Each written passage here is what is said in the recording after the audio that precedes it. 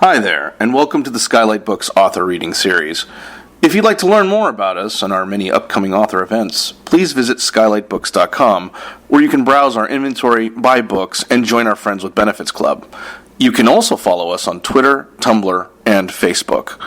To speak to a real live bookseller like me, please call 323-660-1175. Thanks for your support, and enjoy. Without further ado, we got Mr. Fish, who lives in Philadelphia. His work has appeared in Harper's, Truthdig, The Nation, The Village Voice, The Atlantic, and The LA Times. His awards include the Grams Aronson Award for Cartooning with a Conscience and the Sigmund Delta Chi Award for Editorial Cartooning. And joining him is Robert Scheer, Editor-in-Chief of Truthdig. He writes a column that is nationally syndicated by Creators Syndicate in publications such as The Huffington Post and The Nation. The Society of Professional Journalists awarded Scheer the 2011 Sigmund Delta Chi Award, Scheer is a former co-host of the political radio program Left, Right, Center, and now hosts the podcast Scheer Intelligence on KCRW. He's a professor of communications at the Annenberg School for Communication and Journalism at USC. And normally I read a review quote to give you a little taste of the book, but instead I will read this excellent warning that's at the bottom of the book description, which is, this book contains satire, which has been known to cause extreme bouts of giving a shit about the human race. Here they are.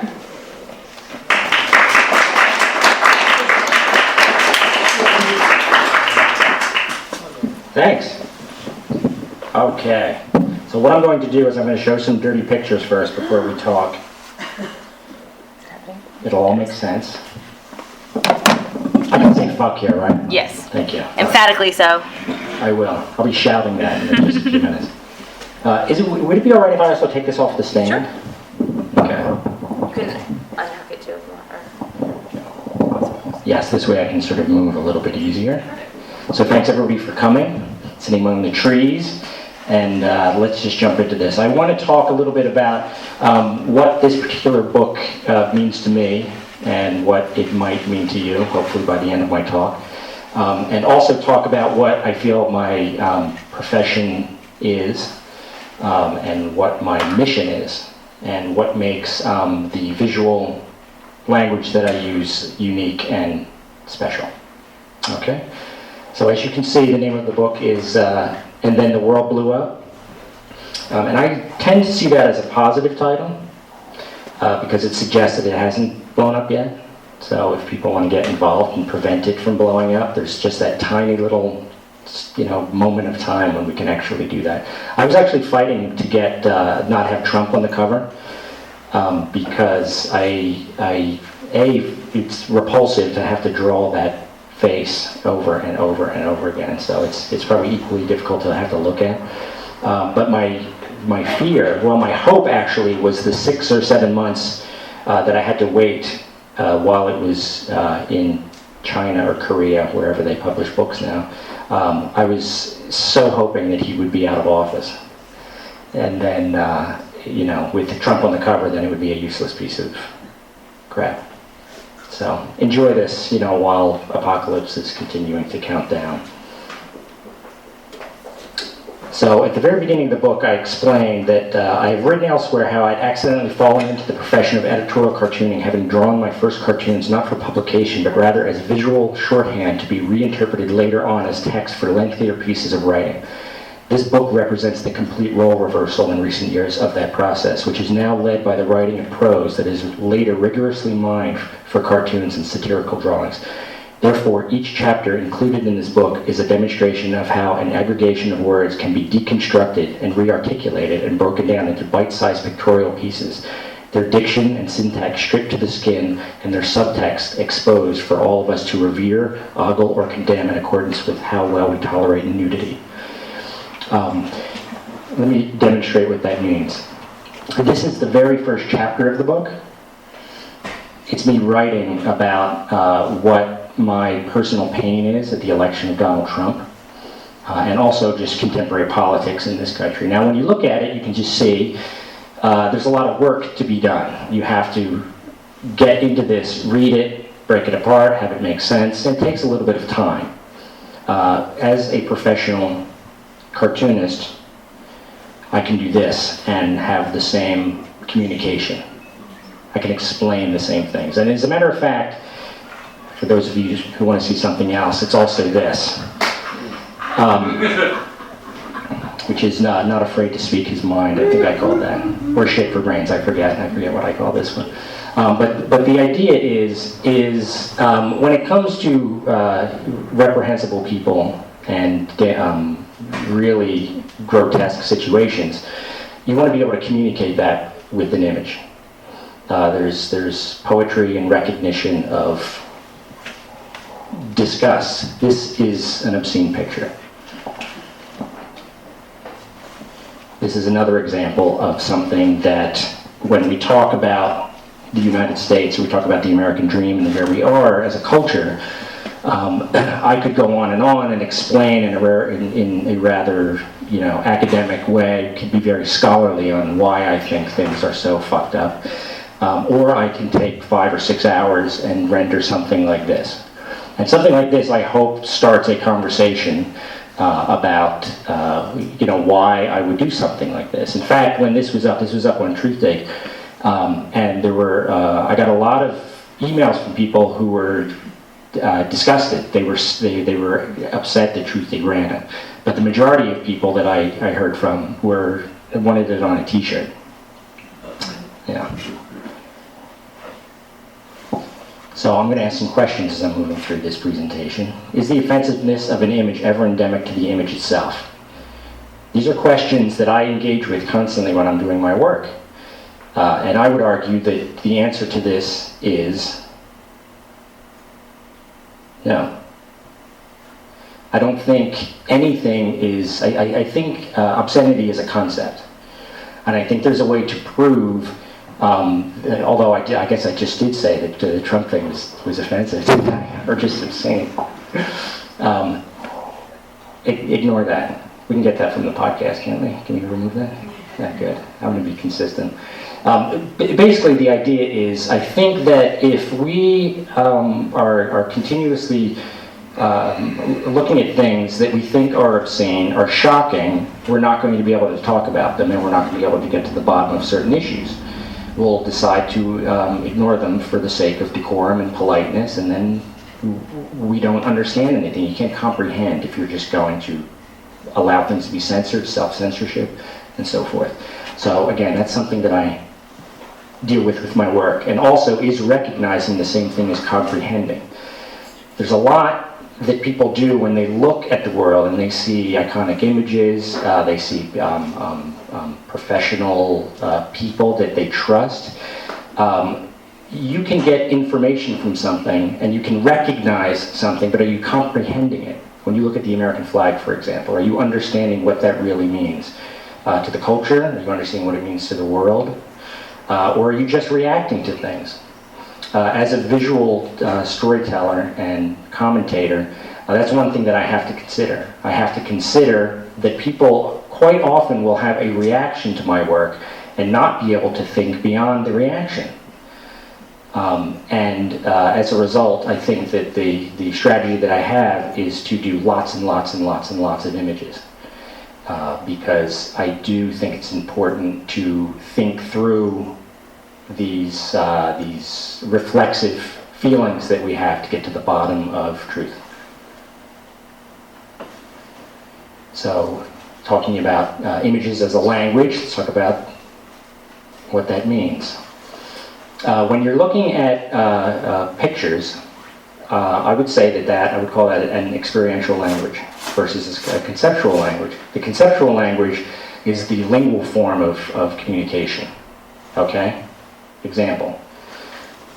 If you understand English and you can read this, you see that it's cold. You understand what that means, right?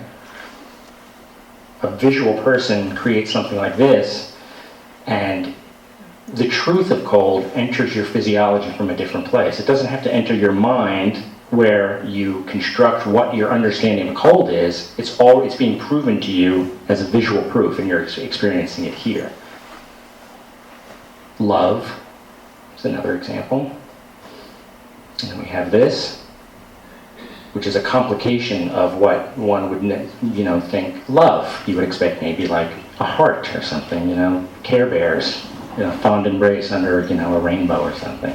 But it's complicated, and with visuals, you can understand what that narrative is. Like, this is somebody's wedding, and they're also in love. War. War. Does anybody know what this is from? This is from the 1914 Christmas truce during the First World War, when soldiers from opposing sides, French and German, decided to celebrate Christmas by playing football and exchanging little gifts and promising to keep in touch if they survived the war. That did not go over very well for the commanders. They were told that that is not a way to conduct a war. You're not supposed to recognize the humanity of the other side. You're supposed to hate the other side. So I think there was another one in 1915, but after that, it was not allowed. It was a bad idea for war. Freedom fighters.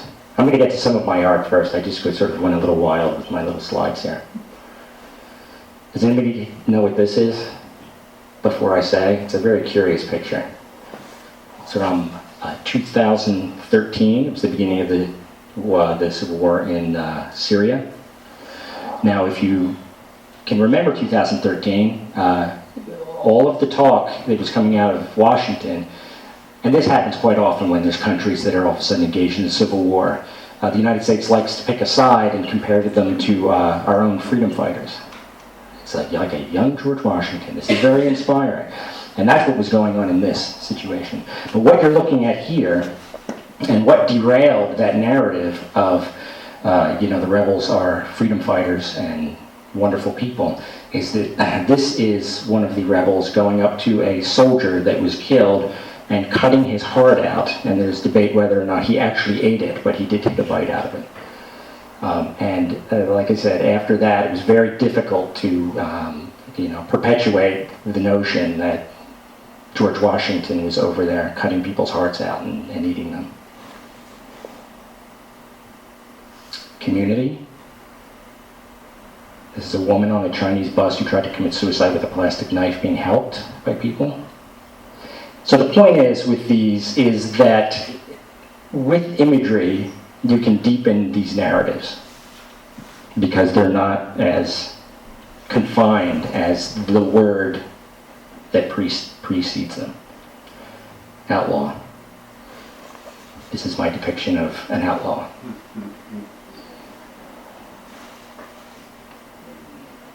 America. This is my picture of America.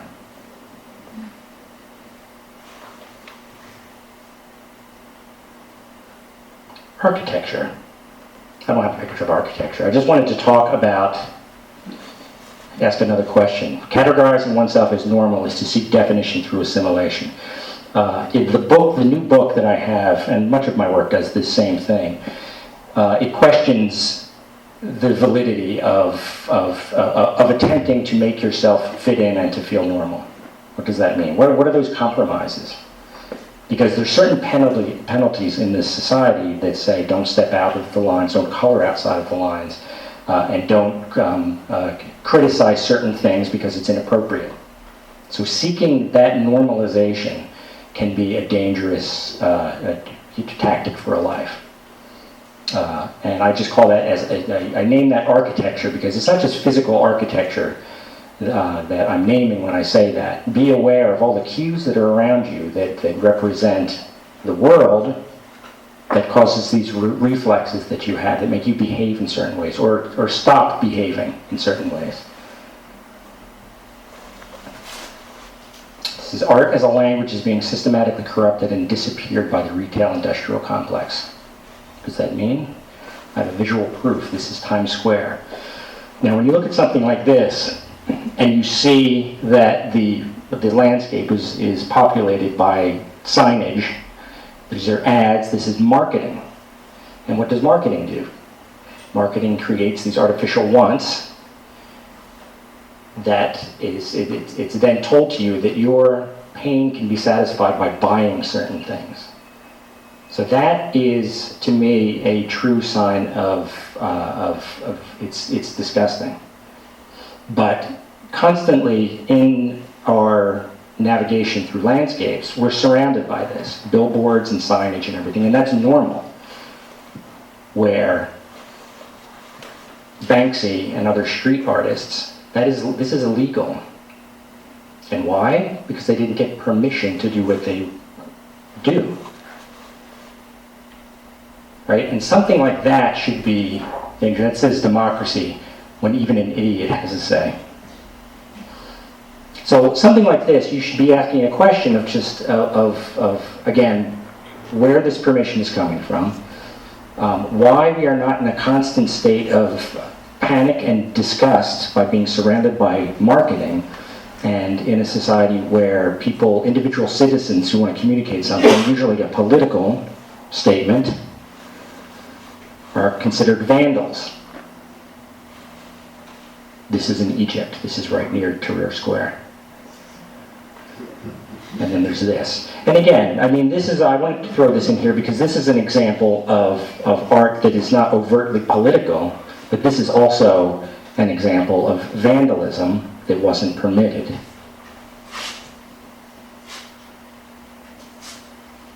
So this is the definition of truth.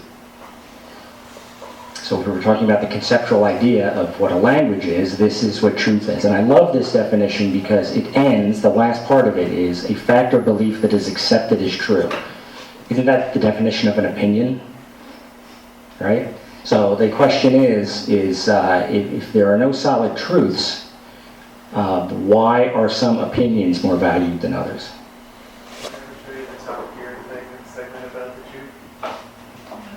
Is that a question from the back? So let me explain a quick analogy that I hope you take with you. This is a penny. Somebody see the penny? Now I show this because this is something, again, the process that I go through. And I think it's a great technique to demonstrate how human consciousness works and why we're potentially screwed. Okay, we're looking at a penny. It's the physical representation of a coin, right? I mean, it is a physical thing. You can actually touch it. It has mass. It's its own proof. But it's also a cent. And the cent is the imaginary value of the penny, right? So what we have done, we've conflated the cent and the penny to be the exact same thing. So what does that do? That means when you look at a penny, you imagine that you're actually seeing your imagination. Because everybody else is doing the same thing. This has really no value unless you're imagining value onto it. So if we're able to create a scenario where we think we can see our imaginations, and our imaginations are limitless, then we are in a real, we're in deep shit. Another example, just like I said, the American flag is another example, where some people look at this and it has all of this majesty and magic around it, to where you can't recognize it as a piece of cloth, but sometimes it's good to burn it to make a statement against the United States. But some people will attempt to drag it out of your hands and they'll take it personal. They'll feel like they're actually burning. Same thing with this. Right? When you look at something like this, you see sexy technology. If you're a millennial, you definitely see sexy technology, but what you don't see are the suicide nets of the people who are actually constructing these machines overseas. You don't see the full story. And that is that reflexive thinking that I was talking about. You're not permitted to think beyond the reaction to this as a sexy piece of technology. Same thing here. You don't see the predatory nature of something like Starbucks taking over neighborhoods and destroying the livelihoods of people of mom and pop stores. This is my rendering of truth based on what we were talking about. And I want to get that tattoo, but I can't find anybody who wants to spend that much time writing bullshit on my arm.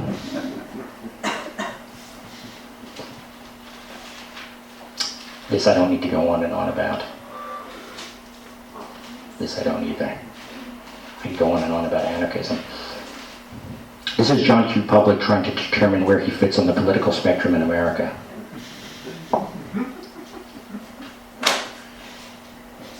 So I figured I would give you some of Mr. Fish's rejected cartoons over the last 12 months, and it's a select few.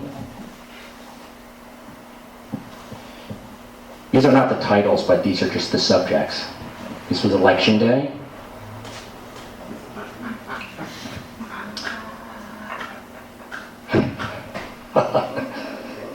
This is Hooray for White People.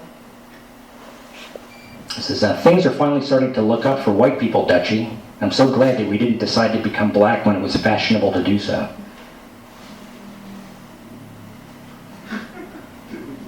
This is No Racism Here. This is to prove that I am not a racist. Now that I've arbitrarily stopped and cuffed and searched you for weapons, I promise not to call you a nigger while beating the absolute shit out of you. And then this I find really, this is an important cartoon to me because I think that removing that language can sometimes mask real racism and allow it to perpetuate and be institutionalized even, I would argue. Gay marriage. Now I did this one, it was a couple months ago, whenever Australia had the big announcement that it was okay for gay people to get married.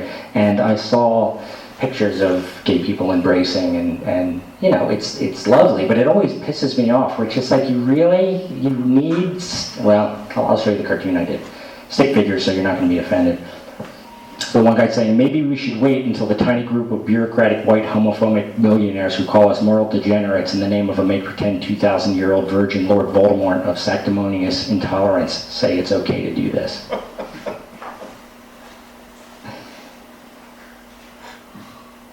This is the never-ending war. This is a two-dimensional hero not knowing what to do in the face of the pointless agony of a duped three-dimensional teenager suffering unnecessarily in service of a criminal bureaucracy. And again, my stuff is a little bit different from other cartoonists, editorial and political, because when I want to communicate agony and what is disgusting about war, I want to be able to do it in a way that is effective. That does what I was talking about, the experiential language, that hits you here first, and not just here. It's my climate change cartoon. The only difference between a Holocaust denier and a climate change denier is that one just gained the full support of the US government.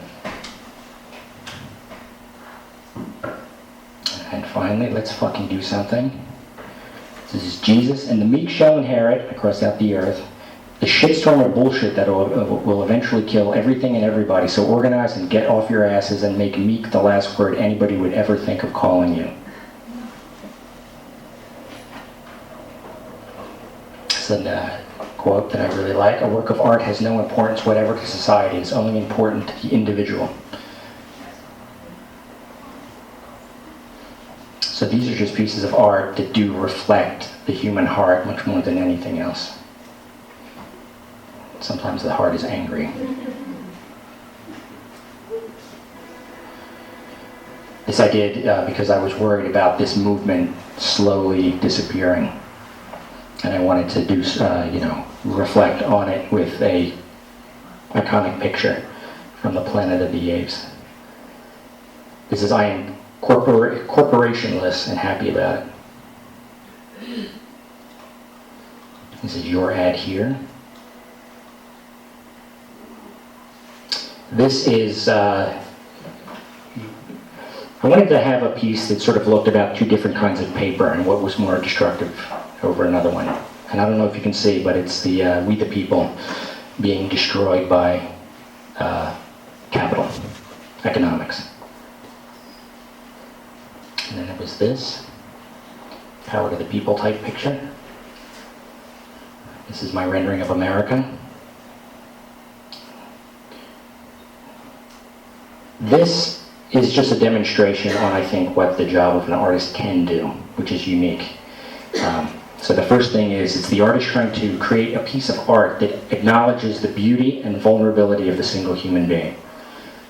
And as you see, it's going to get more and more complicated. And then another one that celebrates the cohesion of the family, and then another one that rejoices in the strength of community. and then another one that thrills to the limitless possibilities of the nation, and then another one that seeks to embrace the massive camaraderie of globalization, and then another one that struggles to maintain a sense of individuality among multiplicity, and then another one that complains about the cacophony of competing visions of truth and morality, and then another one that wonders why it's so hard for everybody to appreciate the beauty and vulnerability of the single human being.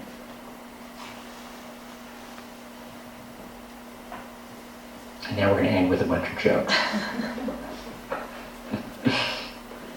Because jokes are important. Jokes are very important, because jokes give you permission to think outside the box and to be progressive. So get ready. This is Pinocchio regretting the decision he made 51 years earlier that gave him a prostate. This is Phuck. I joined the drone program specifically to avoid this. This is a praying mantis, and he's saying, yeah, well, you want to know what I say? I say, fuck God. I've been praying night and day for thumbs, sideburns, and a chick with big cans ever since I can remember, and fucking look at me.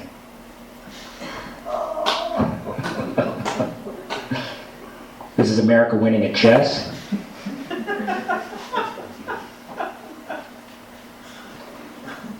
This is, yes, I heard what you said, but trust me, there isn't a clown coming out of Uranus. This is Cupid afraid that his parents are starting to suspect that he's discovered masturbation. This is great news. We just found out that Justice isn't really blind and that she's into rich white guys.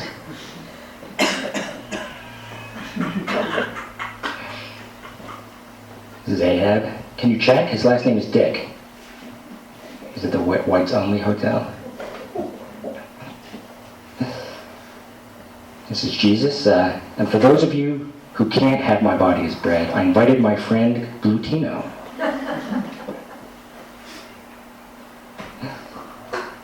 That pussy grabbing joke.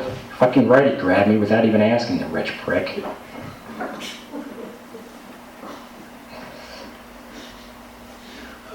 This is, how can I take my outrage to the street and threaten the government with a show of force guaranteed to make the plutocracy terrified that we the people are pissed off and not going to take their oppressive shit anymore if the Wi-Fi is down.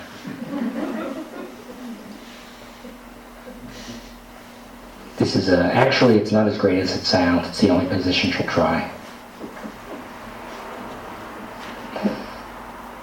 Oh, and a classic Easter cartoon. Sorry baby, not tonight. I gotta rise up early tomorrow. And so this is my breakdown of the of Jesus there on the Mount. So go fucking be nice to each other. And there's me at your service. That's it.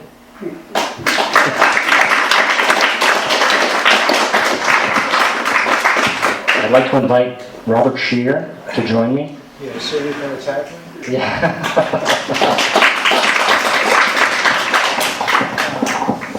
Anyway, we ran every one of those cartoons that you showed, and then on your band cartoon, I don't recall ever not running one of them. Where were they banned? They were banned everywhere. Yeah. No, yeah, you ran the in the jokes section, you probably ran all of those. All right.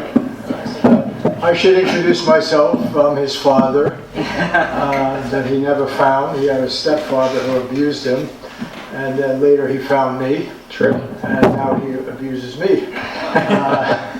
If you haven't seen it, you should all see this terrific documentary on Dwayne. And is it showing anywhere nearby? Is it showing anywhere nearby? Not yet. I say really. Circuit, I think there's going to be, because of one at Slam Dance, they're going to have a special screening during the summer at an art light, but we don't know the date of that. Oh, okay. That's a few months down the road. It's a really great documentary. I showed it in my class. By the way, we're both respectable professors. He's at the Annenberg School at the University of Pennsylvania, and I'm here at USC. And I showed it to a large number of students the other night, and they really got it. It was great. What's it called? It's called Mr. Fish Cartooning from the Deep End. And it's really a great documentary, and so I'll just summarize it because he hasn't been properly introduced here. He's obviously this incredible genius, and I think the greatest artist of this kind. I don't know if you can call him cartoonist or graphic artist or what, that we have. And I make no bones about it. And in fact, as though he can't make a living, which is why we're here. And I'm going to buy yet another copy of his book. And I'm even going to buy Alice Waters' book. Josh, it's right. There's my other son, Josh, here. He's got his own show on KPFK. And there's a little red book, Alice Waters' book. And I'm going to buy that also because in there Alice Waters said she only got into cooking and Chez Panisse and everything because I failed at politics. So it's nice to have it, keep my humility in place. She was my campaign manager when I ran. So let me say a couple of things about Dwayne here. I actually first saw his work in the LA Weekly and then a little bit in the Village Voice, and then he was at Harper's. He has won, we've actually both won the same kind of award from the Society of Professional Journalists. He's won it twice in cartooning, which is really a very distinguished award. And he also was picked by our school at USC to do the definitive program on the history of cartooning, and they produced a book, a very good book that you can get on the history of cartooning. And one of the points about cartooning is the original mass media, when the masses of people couldn't read. And whether it was a cave drawing or what have you, or the French Revolution, Daumier, or you can go right up through in American experience, people who didn't read or didn't read a lot, they could get the visual, and that's why cartooning was absolutely essential. And cartooning has died in this country. There aren't any cartoonists that really make a living. Maybe there's 4 or 5 that hang around, and that's because print has died. And the internet, although we at TruthDig find it a great place to show cartoons, the problem with cartoons is you don't get clicks. It's a little mechanical problem. So people who are chasing clicks as a way of chasing ads, to chase money, cartooning doesn't quite fit in, unless you make them so small they can't see it, and then you click, you get 1 click. That really doesn't work for the advertising of Google and Facebook and everything. And so through no fault of the cartoonists, because if you look at the latter years of print, cartooning was very vital. If you live here in LA, you know Paul Conrad, who won the Pulitzer Prize 4 times, was a great cartoonist, and a long line of them. So poor Fish, who is actually one of the most brilliant we've ever had, comes along at a time when the form has died. He's not the only creative person who has experienced this. The internet has sucked the air out of the room for many people. And one of the things that I found in this documentary that was really compelling, and I know it shook up my students, because basically in these universities now we teach the lie that there are jobs waiting for you if you're only creative and write the right app and everything, which is garbage. But anyway, he had to go work at Whole Foods for 1.5 years making little posters, buy this or buy that. And he even got fired from that job, actually for good reason.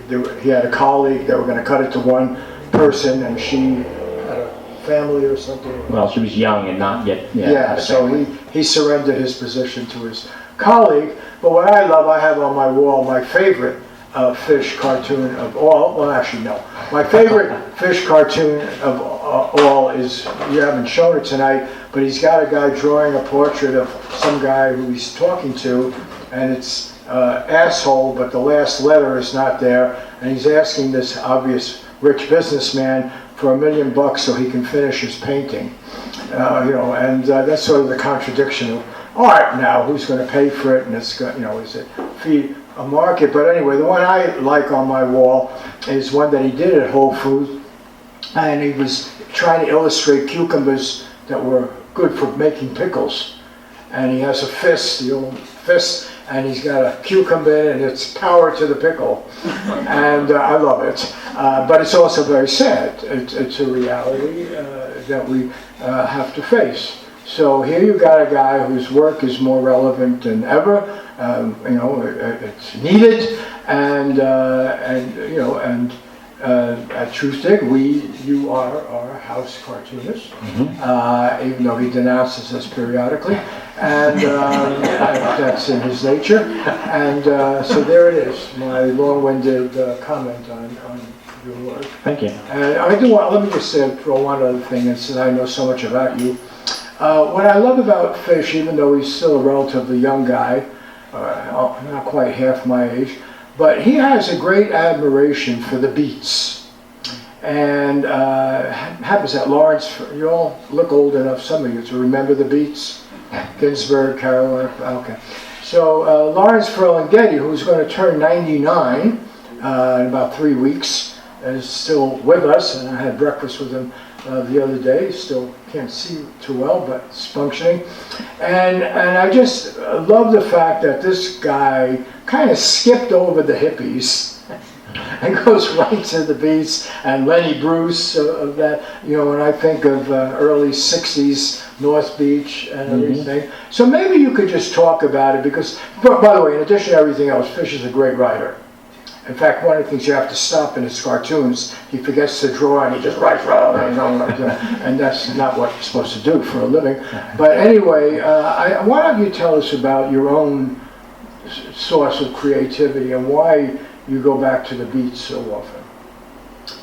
I go back to the beats because I feel like America, for the first time after the Second World War, all of a sudden realized first that you couldn't trust the government because, you know, truth was dropped on Hiroshima and Nagasaki all of a sudden, and all of a sudden we had the power to self-destruct in a real way. So the beats grew out of that feeling of we really have to pursue what it means to be human beings. We've got to find the meaning of life now. And I really appreciated that search, and the fact that it was a poetic search, and it wasn't just a political search, and it wasn't over-intellectualized. It was trying to find the path with the human heart, which means a great deal to me, because I think that that's really how, when we feel most grounded, I think that's what we're doing, right? I mean, if you are, most of our days belong to somebody else if we have jobs. And our time is not our own. So when we have time to ourselves, we want to spend it with friends, we want to spend it with family, we want to spend it with nature. And that's always been really deeply profound to me. I did not get into the profession of cartooning or even art because I liked cartoonists. In fact, I don't like them. I think that they tend to pose the wrong arguments and offer the wrong solutions, because they're usually political solutions. They're usually arguing in favor of one team over another, and I find that misleading, and I feel it has very little to do with the human soul. So just as Bob said, before we started this program, I was over there looking at Charles Bukowski. And it just reminds me, it's just like, you know what, this stuff, there's that kind of exploration is like hidden in books that people just don't know. Bob and I deal with this a lot with our younger students. They really don't know the names of people. In fact, before I left, I was talking about Bukowski to my class. They'd never heard of him. They've never heard of Kerouac. They've never heard of any of the people that make me feel like I have reason to live. So it's very difficult to get very emotional in front of the class and start talking about John Coltrane and the Love Supreme, and they don't know jazz to them is Kenny G or something that they rightfully turn off when they hear it. Who do they know? What's that? Who do they know? TV. They know a lot of the thinnest form of pop culture, which I think is the only form of pop culture right now. It's funny because I still listen. I have a massive record collection, and I listen to, I listen to Bob Dylan. I listen to, I'm not going to go through my record collection, but basically I listen to music that has something to do with this search that I was talking about. This recognition of the complication of life, the absurdity of life. and not about the celebrity of self, the cult of personality. Were you going to say something? I just want to expand on that a little bit. And I realized that last night when I was shocked that my students had never heard of Paul Newman, because I thought, okay, at least we can talk about his spaghetti sauce or something. I was actually trying to talk about Paul Newman, who made a movie called Fat Man, Little Boy, about the making of the atomic bomb and so forth. And I actually did a cover piece for Esquire about him, and anyway, it's a whole long story. And I was telling my students, and I realized last night, I love teaching. First of all, I think our students are as smart as they've ever been. I don't buy any of the stuff, you know. But what the trouble is that, you know, the thing that was said, I forget who said it, about amusing ourselves to death or something. Mm-hmm. They're totally distracted. And what came out last night for me is they really believe in the market. And they believe they're going to have great success. They're going to find some gimmick. We were watching, what is that show you watch? The what? The View. The View. and someone was giving a paper, a good paper, and she was using The View. And it was these millionaires arguing about whether women are discriminated against because one comedian... Women are offered significantly less. Yeah, she only got 200 million and the other got 300 million. I mean, it was an incredible... Well, but then over 5 years, I'm sorry. Yeah. But 200 million contract over 3 million, so there is discrimination, no question about it. But then why are we watching these filthy rich people framing the discussion? There's something nuts about it. And then I realized, of course, that's the carrot, that's the lure. You're going to play the game, you're going to get the high SAT scores, you're going to go to the right school, you're going to network, and you're going to learn to write the right app or something, have the right gimmick, and you're going to hit the lottery, right? And that's going to be just great. And in fact, this is not going to happen. It's not going to even happen for most of the people who go to Harvard, okay? It's not going to happen. And you're going to have student debt, and you're going to have problems. And if you actually try to do something honorable, like being a teacher, you know, or working in the community, or a social work, or anything like that, well, you're going to probably starve to death and certainly not be able to afford to live in the very community you're trying to work. And I know I have a son who teaches in a high school in Oakland, and obviously can never buy a place now that Oakland's being gentrified, and probably couldn't afford to rent a place in the next year or two. So it occurred to me the great thing about Fish, and he's really central to what we're trying to do at Truth Dig. And by the way, that's not possessing the truth, it's digging for it. It's a different concept. We don't claim we have it. It's the truth dig, you know, you have to discover it. And what I like about, he's given vitality to what I think is the most important word that came out of the 60s, or concept. And it's interesting because I saw Alice Waters' book there and I was thinking about it. What is my connection with this, you know, very successful countercultural cook, which is what her book is about. And she has changed a lot of thinking about healthy food and everything else. The key thing is the word, you know, not to sell out. She dedicates the book to Mario Savio. And the whole idea is that life has to have integrity. And this guy is Mr. Integrity. So actually, he's offered jobs all the time. Yesterday, for example, he couldn't show up at my class because he had to have some meeting with Hollywood people, you know. And then Harper's had him for 8 years or so. And The Atlantic offers this. And people offer him jobs because he's great. He's funny, he's wild, he's a great artist, and so forth. And then he always shows them a dick joke, right? Or a guy's got his head up his ass, you know? And there's a great scene in the documentary where his wife, this long-suffering, wonderful woman, who supports the enterprise, because we got the starving artist, that's all very nice, but they have 2 children and everything, and they're stuck back in Pennsylvania because they got family support, right? And all that stuff. And she's, you know, looking at his stuff and saying, yeah, great. You gotta have another dick, you know, another head up the ass. You know, who's gonna pay for that? Who's gonna go for that? You know, and even push that envelope at Whole Foods when he's designing things. Yes. So the question I want to put to you, because I do think it's a great strength, but it's also the main cause of your poverty, It's this idea of integrity. And it gets wrapped up with you in ways that are confusing, you know, like the head up the ass.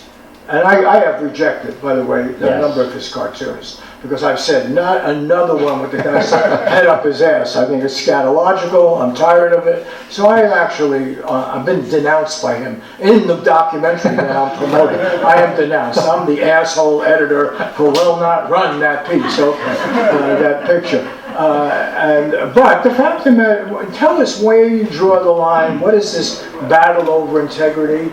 And don't you want to be more successful? Why can't you sell out? Just sell out a little bit. What is wrong with selling out a little bit? Well, there's a lot of layers to that question, I think. The way I approach my work is how I approach friendship and approach how I communicate with people.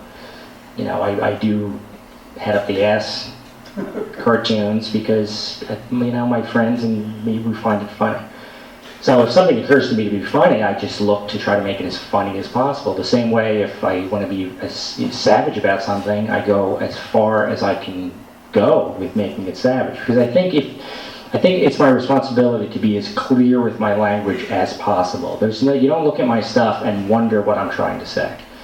And yes, sometimes it's distasteful to some people, but that's fine. It's you know what it also represents. I've been often told by friends who've looked at my work. Well, it happened. The first time it happened is when I was at Rutgers before I dropped out, and over Christmas break, a friend that I had there brought some of my jokes home. And these weren't even visual jokes. I was just writing jokes. I was doing some stand-up at that time.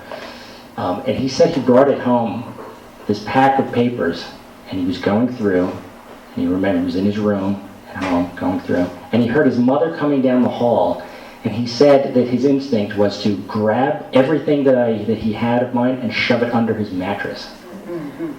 And what I found really interesting about that was he thought the stuff was really, really, really funny and really truthful in many ways, but it was so inappropriate that he had to hide it. So that to me speaks of where I think I'm right there and that the greater society is wrong. And I think there's an argument to be made for that. Because I do think that when it comes to, as I was talking about earlier, self-censorship and dumbing yourself down, that really comes from the idea that you're a different person in public than you are in private. And the people that I want to communicate are the people who are most alive when they're in private, and they recognize the significance of deeper issues and their place in the world when they're in those private spaces. And that's what I'm trying to communicate in there. Because I don't trust what happens outside in the public space, because the public space has demonstrated through history some really treacherous and really dangerous ideas that took a long time to be overturned. Right? I mean, I don't even have to go back to, I could give the example of slavery and women's rights, the right to vote for women and so forth. But even just go back to the Obama administration, just for an example. If you remember, early on when they were asking Obama about what his opinion was about gay marriage, he was like, oh, yeah, no, I'm against it. You know, marriage is between a man and a woman. Now, I feel like I could probably say with a great deal of confidence that Obama doesn't give a shit about gay marriage. He's fine with it. But he had to project, whatever finger was in the wind that said, no, we're not ready for you to come out in favor of gay marriage. And of course, a few months later, when the tide started to turn and the culture started to shift, then Obama was forced to pretend again, where it was just like, you know what? I was sitting and I was thinking about this issue and I think I'm okay with it now. And then everybody is just like, oh, that's really neat. He really came around. But why? I hate that it's all make pretend.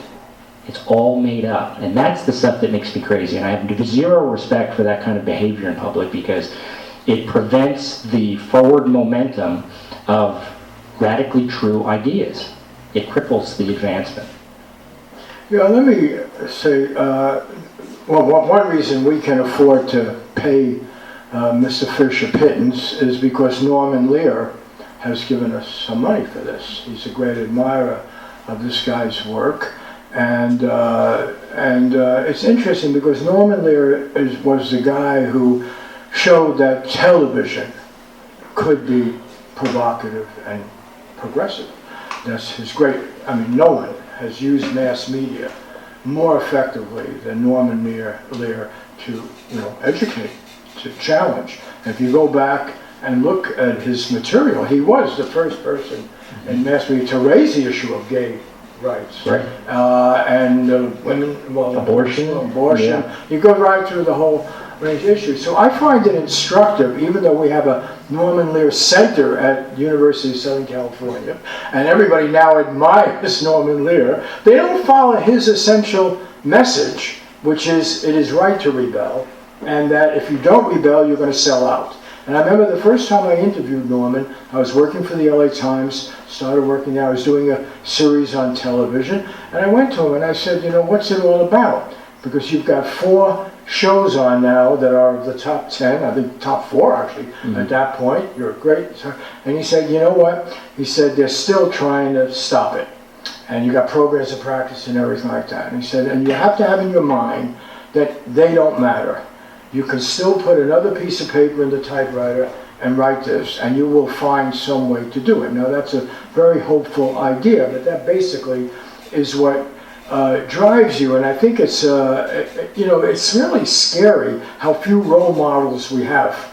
Take whistleblowing, for instance. I just interviewed a guy from my podcast who's an active duty major in the military. He spent 10 years in Afghanistan and Iraq. He writes for Truthdig and a few other places now. He's leaving the military after 17. He joined when he was 17 years old, went to West Point, taught at West Point. Just brilliant guy, Danny Surgeon, great guy. And I was thinking, why is he so rare? Why is it so? We had one at Ramparts, a guy named Don Duncan, Master Sergeant Special. He came out against the war in Vietnam. But you take Daniel Ellsberg. Who I remember covering him when he was on trial here, interviewing him. And Daniel Ellsberg will tell you, when he came out and revealed all this with the Pentagon Papers and everything, he thought there'd be lots of people. He said, I had to wait 40 years for Chelsea Manning or for Edward Snowden or somebody, Bradley Manning, to come along. And how many whistleblowers do we have now? 8, 9, 10? And there's this asshole, Adam Schiff, who's this now hero to a lot of liberals, because he's going after Trump, Congressman Pasadena, elsewhere, who he called Edward Snowden a traitor, right? Adam Schiff has been on the Intelligence Committee of the House, just like Dianne Feinstein was the head of the Intelligence Committee of the Senate. They knew the government was spying on us. They knew they were spying on people all around the world. They knew all this. They knew about torture. They knew all these things. They never told us. John Kiriakou, who told us about torture, CIA got for 15 years, he went and spent 2.5 years in jail, for telling us that. So the point is that the truth seekers, these people, they don't become more common.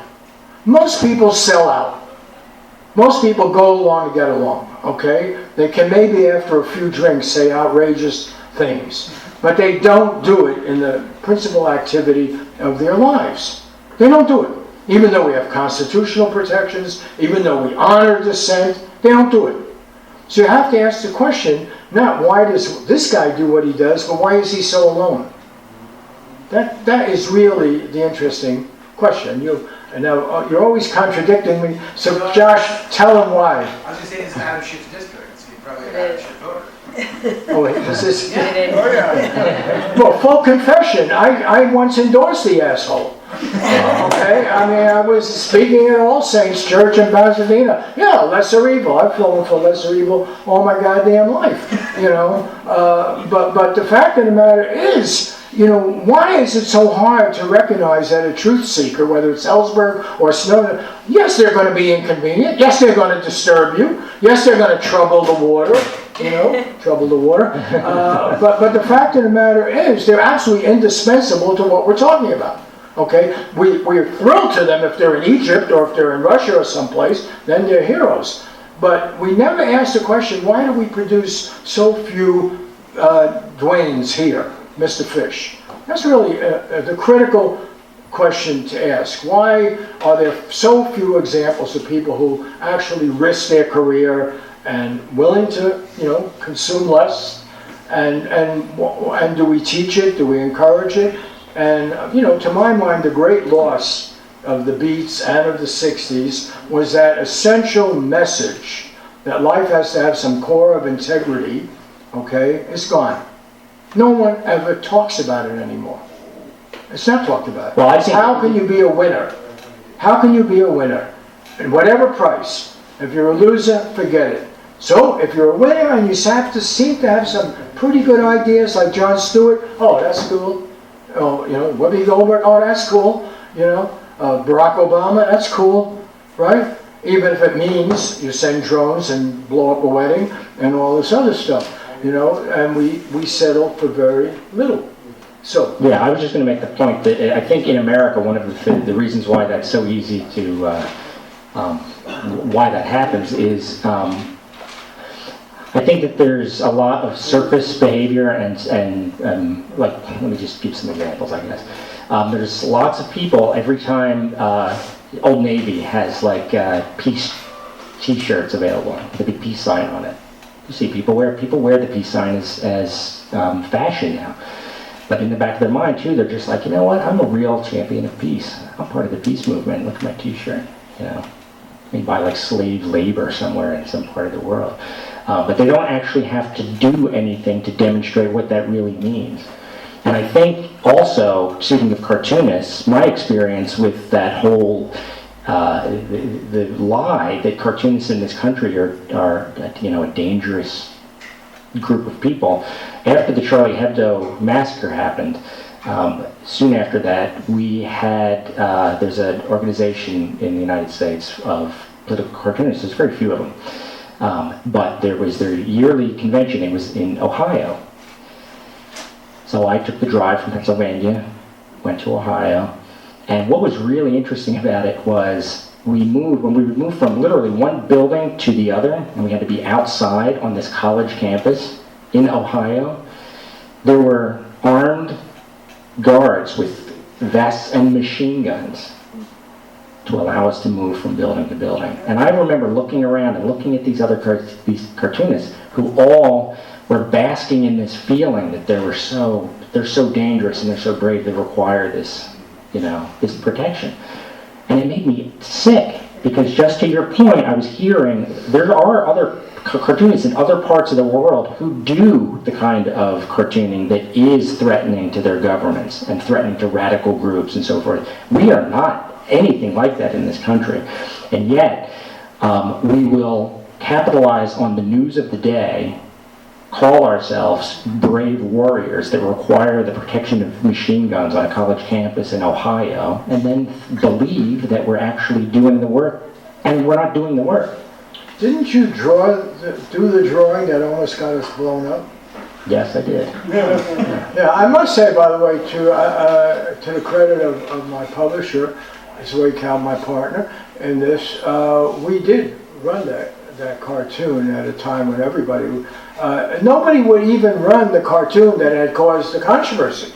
This was the Danish cartoon controversy. How do you deal with a controversy if you don't show the bloody thing? And all the mainstream news, and not only the mainstream, I mean, just right across the board, they wouldn't show the thing. I mean, you could condemn it, but show it. If you feel it, okay, it's divisive or what have you. And I remember that was, there's a whole range of those subjects. So should we open this up, or how are we doing this? Yes? You both were just making me think of something I saw today when you're saying these things about why aren't there more people or ideas and this kind of thing.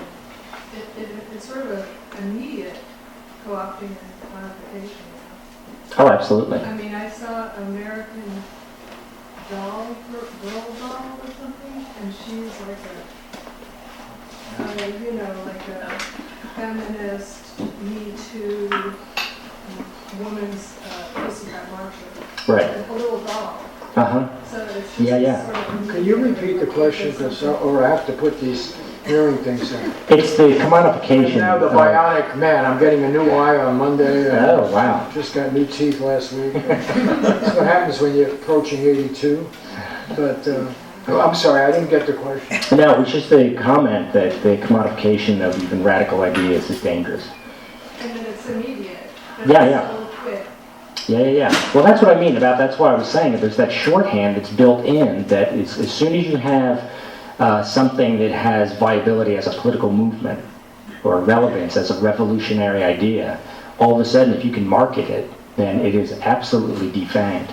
But the peace sign was marketed, almost 50 years ago. I mean, I had girlfriends in 7th grade who wore the T-shirts with peace signs on them. But there was still a movement. I think there was still real activism going on. Yes. Yeah. So I think that there was at least that connection. It's funny because I remember too. There was a CD a few years ago for the victims of Darfur. And it was John Lennon, and it was just like, buy this and certain money will go over this and that. And I was in Amoeba, and I saw a guy who just happened to be in front of me, and he bought it, and then we walked outside, and he literally like went out the door and then like stepped over like a homeless guy, and it was just like, oh my God, just like absolutely disgusted, like unwrapping his thing, feeling like he was just like such a moral human being. It's just, it's again, it's part of the architecture. Let me throw a little hand grenade in here, because it's getting to be a little too cozy. You started with all this attacks on Trump, and my feeling is that so much of what's offensive about Trump to people is not the policies, because the policies really are not that much of a departure, but I can go into that. It's the boorishness, the rudeness, the ugly face of a reality we don't want to face. What is really the big difference between Jeff Bezos and Donald Trump? The reason I bring up the connection is because in the story, in fact we posted it from AP today, Forbes came out and Jeff Bezos is now the first guy to have more than $100 billion. I don't know what the hell that even means. I can't even imagine $1 billion. But he's the top Forbes list. And by destroying most stores like this, where people could gather and see different books and talk, and the whole, gone. Even Barnes & Noble's gone. Even, Borders gone and so forth. And this guy pays people $12 an hour to run around and take 1,000 orders in warehouses and so forth. I mean, we know that. And it's not and he owns the Washington Post. Celebrated, by the way, in the movie. I think it's great to mention that Ellsberg, and he's in the movie, but the Washington Post supported the war in the most shameful way until, Ellsberg went to the New York Times, and then they couldn't publish, and then he went to the Post, and they ripped it off. But the fact of the matter is, he now owns the Post, and he owns Whole Foods. He owns everything. Okay, and then they said they were sort of happy to say this in the AP story. Donald Trump, he's only, I don't know what he is, 76 or something on this list, and he's only worth 4 or 5 billion or something. I thought, why is the big difference between Jeff Bezos and Donald Trump, other than Donald Trump has let us see what the hell it is all about? Who are these people? They're greedy, they're corrupt, they care only about their own wealth, they don't give a shit about the consequence of their actions, and okay, so then you get to the question of the instability of these people. And is it really something very, let me just say, because I'll alienate everyone here in the next 5 minutes, as I do my wife every morning, but there's something refreshing about having Donald Trump there. Let me just take one little question before you interrupt me. I knew I could count on you, but before you do, and by the way, Josh is the producer of my show, Sheer Intelligence, so I'm very much dependent upon him, even though I put him down. But just take the question of blowing up the world. Right? That's the most frightening thing about any American president. We've let an American president have the power and 12 minutes to decide whether to blow up the whole world. Right? You do know. If you don't know that, read Ellsberg's latest book on. He was a nuclear war planner and everything. So, whoever's president, they rub the sleep out of their eyes at 3 in the morning, and some assistant says it used to be 15, 17 minutes. Now it's generally thought to be 12 minutes. We think there's an incoming attack. Lose them or use them or lose them, and particularly now with the demonization of the Russians, it would be assumed to be, a frontal attack. We have to take them all out, and then life on this planet effectively. If you don't know that, you don't know much about what these weapons do. They're much, Hiroshima and Nagasaki, those are little toys compared to what we have now. So we've had this situation all along where we have entrusted one human being, the President of the United States, to make this decision about whether life is eliminated on this planet.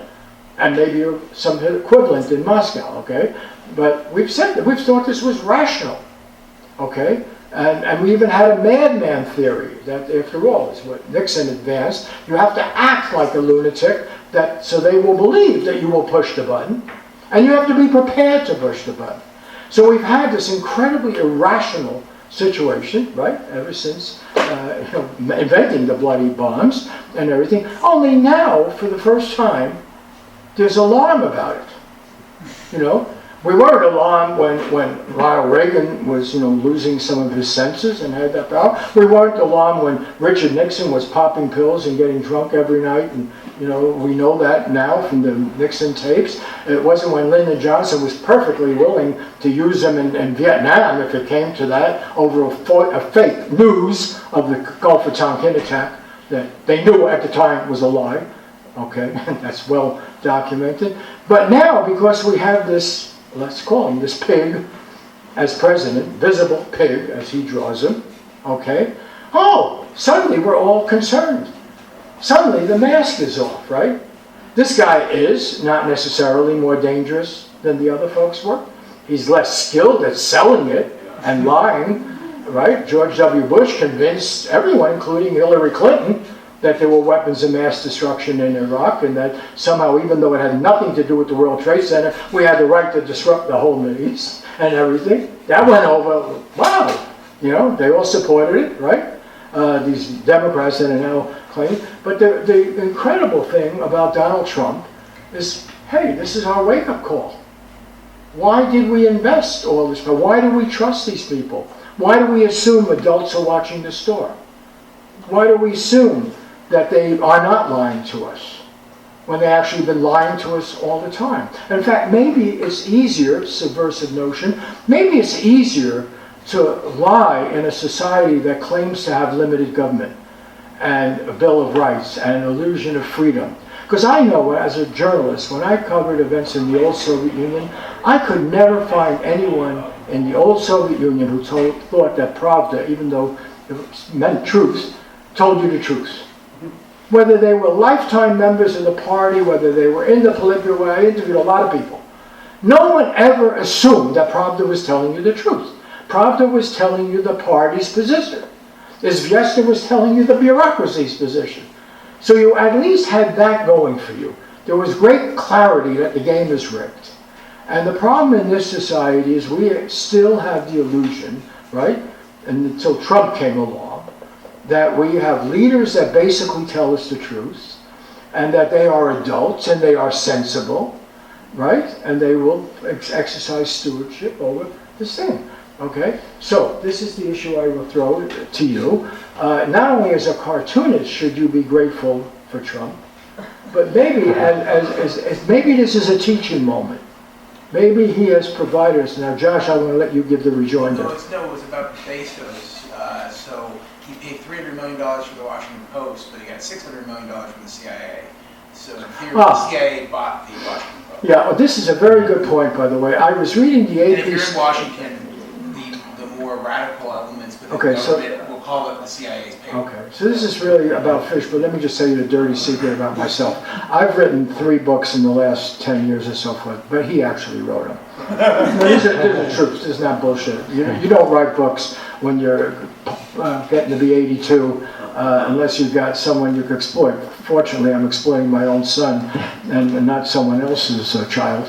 But Josh is really on top of this, and this is really a critical point. It's the last editorializing I will do, I hope. But I do want to make this point. In the story in the AP today, talk about fake news.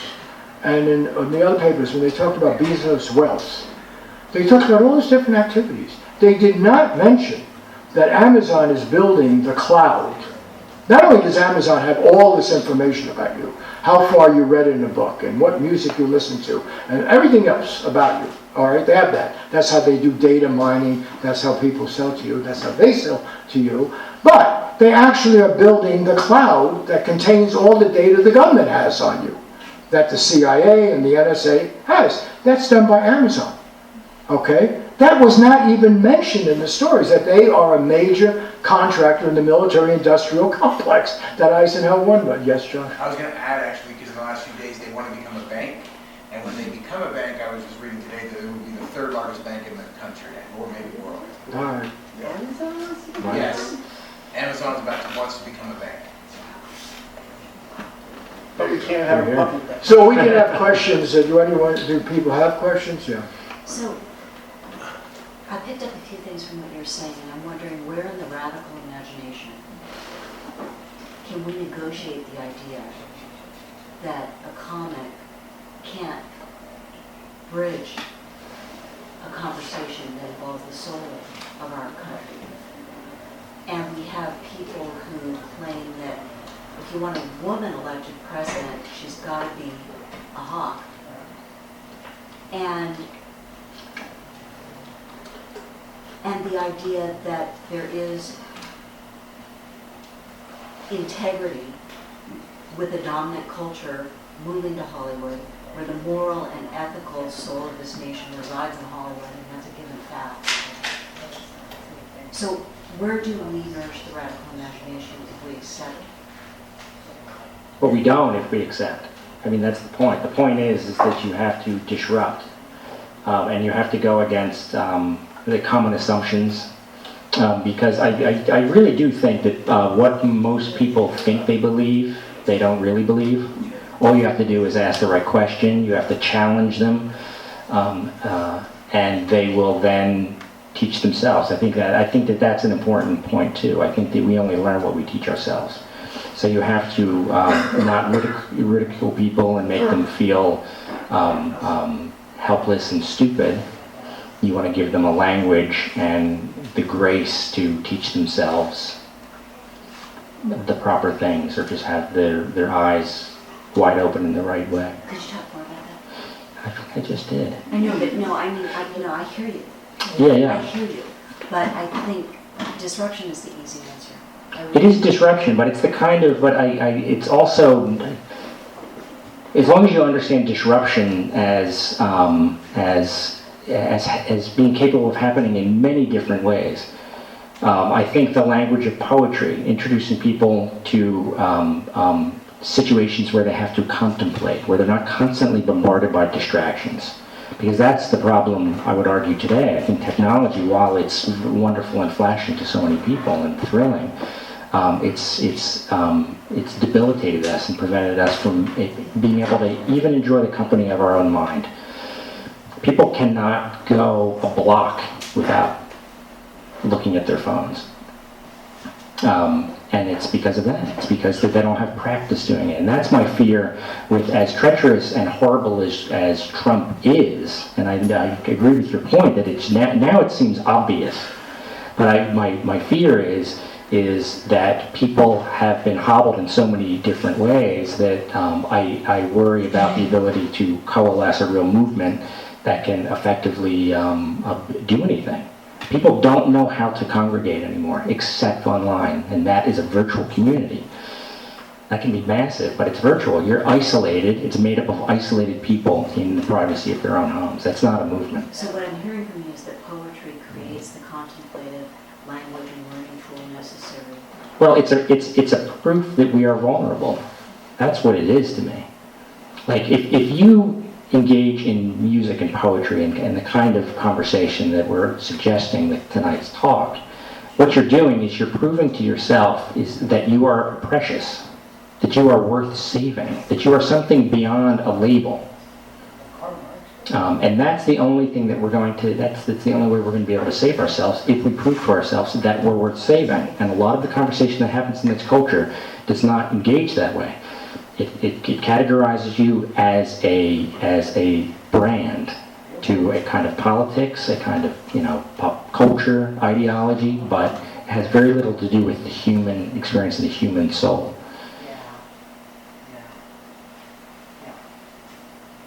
I'm a musician, so I have just about never had a regular job. Mm-hmm. So all these talks about what sacrifices have to be made for integrity are kind of alien to me. But you apparently live in Pennsylvania because you have relatives there. Yeah. So you have a lot of kindness in your life. No. No. Because I was going to ask, well, I will ask, where's the kindness in your art? The kindness is in the writing in this particular book. The kindness is in the jokes in this book. There is a lot of commentary that's very biting and very brutal. But a large part of this book was attempting to engage with concepts of authority through personal narratives. Because I think that that's what informs how we relate to establishment, authoritarian structures outside of the home. If you read the book, you would find out that I was abused by an alcoholic stepfather. So when you have that kind of upbringing, you're suspicious of authority because it's not being proven to you. It's actually it's attempting to manipulate your life for no real, truthful, justifiable way. So as a child, developing that reflex, I was able to then to apply it outside of the home, and it bore fruit everywhere I looked, where it was just like, oh, you're supposed to like this particular person because they represent something in society. Let's respect the president. Let's do, respect law enforcement. All of these tags that, after being beaten up by father, made me suspect of everything else. So with that critical thinking, I was able to see through bullshit and then be offended by it and then communicate the upset with that. But but you as a musician, and I'm glad that you showed up to name that, because I was thinking about that today. You're, to me, the best kind of artist there is. Congratulations. Only I like the Beatles, you know? Yeah. Yeah, so it's just, if anybody who listens to music is you're allowed to be. It's a kind of art that allows you to be present-centered. And as human beings, we are very infrequently allowed to be present-centered. If you think about it, you move through your day anticipating or reflecting. Mm-hmm. Music hones you and puts you in a space that makes you aware. And even if there's a commentary to the music, it's aside from the music. Right. The music exists. Yeah. But also, I don't think you're being fair to your work. It's not hurtful. It's very protective of vulnerable people, of people who are being bombed or exploited. It's not just skewering everyone. No, that's fair. It's the old slogan. You want to know who's getting screwed and who's doing the screwing. And you're clear. You're also a house husband, and and your wife pays tribute in the documentary. You're the one who's raised your twin daughters. Mm-hmm. Not to take anything away from your wife, but the fact is you're a very concerned parent. So I mean, we don't want to reduce you to some caricature. And actually, you're very soft spoken in a way. I mean, that's the thing. It's always, I just had a nice, lovely conversation with Mr. Fish, and now I'm going to look at his cartoons that he just sent me, and holy, we can't run that. But as I say, I don't think it has the meanness of some of the comics, where you go and everyone in that audience is going to be put down and so forth. That's not your work at all. Anyway. And you're a musician. And I am a musician. I listen to what Like guitar. and he writes songs. I just listen to them. I love to go. Yeah, he's not a good salesman. Do we need one more question? Anything else? I have a comment. Oh wait, let's hear from somebody else who I haven't heard from. Well, believe it or not, the Lions have a contest in California and Nevada, and the topic is the importance of civility and integrity in today's world, which is pretty impressive that they would take the time to get to high school students and bring this out as a topic of discussion.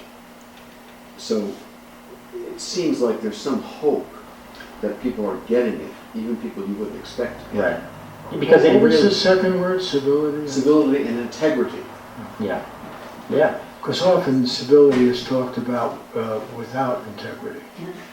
And it's very easy if you have power and you can control your own life and you're doing well to be civil about it.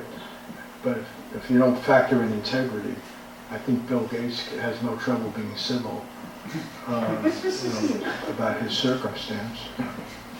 Yeah. I'm not challenging that yet. No, it's, No, it's a good distinction. I like that. Last question, yeah? I got two questions. The first one you don't have to answer if you don't want to. Have you ever gone to ACA meetings, or you have to ACA? What is ACA? Adult children of alcoholics and, No. and dysfunctional families. So the second one is, Tim Leary used to say, remember Tim Leary? Mm-hmm. He used to say, turn on, tune in, drop out. Yeah, yeah. Which might be appropriate today. But this question you had about why are folks like Ellsberg, why doesn't anybody rise or blow the whistle? And Tim used to say, in the tribe, you either moved west or you were killed. Or you conformed and just shut up. Or if you had a great idea, they cut your fucking head off. Or you hauled ass western. He said good ideas and creativity and et cetera, et cetera. It was always moving west. Mm-hmm. This is old shit. This is back in the 80s when space shuttle was getting started. We were going to have solar panels, which was good. Right. Cool. Other things developed. Yeah, yeah. If you all allow me to do this, maybe you saw this in the Times. It was a cartoon right after the big orange one got elected, and they had a cartoon there, but they had a quote. You'll all pick up on this, right? They had a quote from H.L. Mencken. Mm-hmm. I mean, I'm a dinosaur lives on a rock, so you guys are all much more hep than this. And this was from the Baltimore Evening Sun, July 26, 1920. Let me say that again, 1920, right? And here's what he says, quote,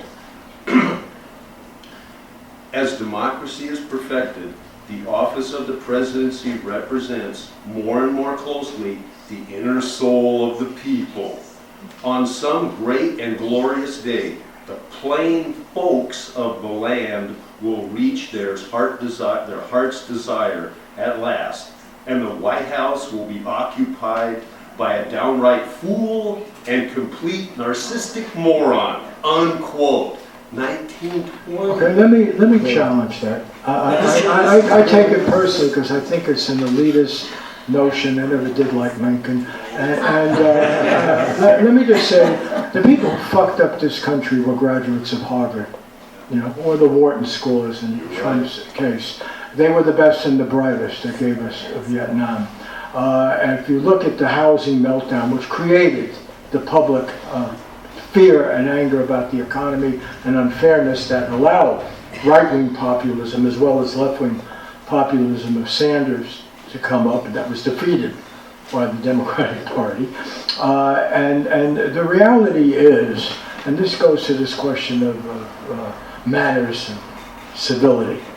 Civility is very often a cover for torture, for exploitation, for degradation of people, okay? That's what people do who have power. They don't have to have terrorist weapons. They can have B-52s and so forth. They can use drones. They can do lots of things.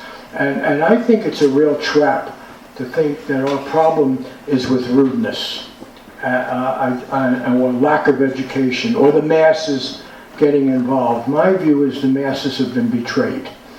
Brutally betrayed. They've been lied to consistently, and they've been lied to by the finest, by the New York Times, by the LA Times, by NPR. You can go right down the list. They've been lied to about the main things that go on in their life, who our enemies are, why we have to have an empire, how our banking system works, what are liars, loans, and so forth. And I think the orgy of attack on Trump, and I'm all for attacking Trump, okay, is unfortunately not saying we should have had Sanders or some decent populist of a progressive instinct. No, they're saying, hey, we've lost control of our game here. It must be the Russians. We lost. We're supposed to be able to decide these things. We're supposed to be able to put adult-like people in power, reasonable people who don't make a scene in front of the crowd, right? And the value and the danger of Trump is that he's the naked, ugly, accurate face of American capitalism at this point in our history. That's what Donald Trump is. You're kidding yourself if you think it's because, the masses got angry and they're acting, which would be the Mencken argument. On the contrary, the ruling circles in this society, okay, the elite, the establishment, have disgraced themselves. They have a short-term view. They don't even, I covered Nelson Rockwell. I profiled him. I know the old crowd. They at least worried what their grandchildren would think. These thieves at Goldman Sachs, they don't give a shit. They worry about the quarterly report in the next quarter, and then they're going to be out. That's what Robert Rubin did. That's what Lawrence Summers did, and he was rewarded being made head of Harvard, okay? And that's how we got into this big mess with the economy. That's why we don't give a shit about who gets screwed on these trade deals. We don't care about spreading the wealth enough. We've got this incredible income inequality growing rapidly. So they're not acting as adults. The old rulers, even the robber barons, knew you got to give something back. Enough crumbs have to fall off the bottom. These people have lost that. Absolutely lost it. And the thing that, let me just do my own little editorial then.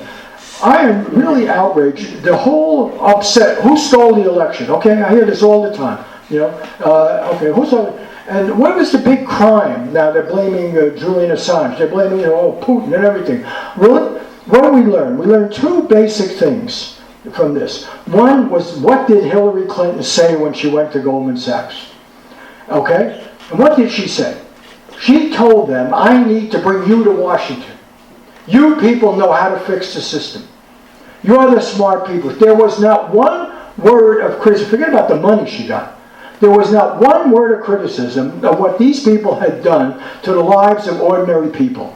And particularly, by the way, the people that the Democratic Party claims to care about, black and brown people. College-educated black and brown people, according to the study of the Federal Reserve, lost 70% of their wealth. Not their income, their whole wealth, wiping out the gain of the civil rights movement. The other thing we learned from that activity was what was going on at the Democratic Party to undermine Bernie Sanders. And here you had an authentic, progressive populist. I thought Bernie Sanders was going to get 2% of the vote. I was blown away by the wisdom of the American people, ordinary people, who responded to him. Beginning with my students, by the way. I saw Bernie Sanders stickers all over the place. I never saw a Hillary sticker.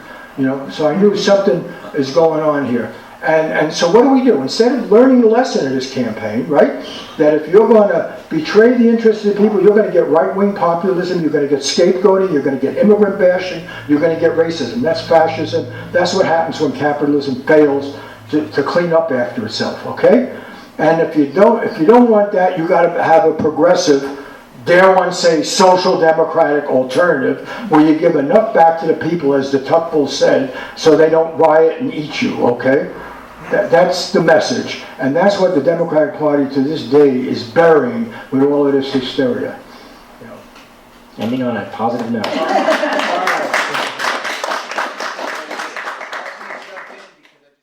You've been listening to the Skylight Books author reading series. Don't forget, you can listen to this and all of our other great podcasts at skylightbooks.com. Thanks again for stopping by, and we hope to see you soon.